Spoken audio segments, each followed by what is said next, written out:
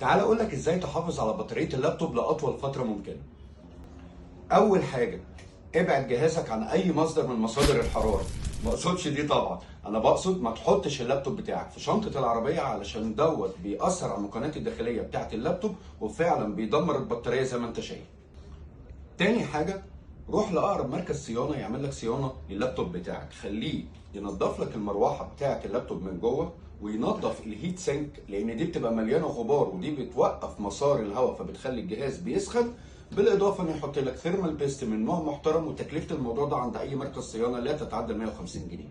تالت حاجة، شركة ديل، بي سي وورلد، اتش بي، الثلاث شركات دول قالوا ان انسب طريقه علشان البطاريه تعيش معاك لاطول فتره ممكنه هو انك ما تنزلش بالشحن اقل من 40%، وما تزيدش بالشحن ل 80%.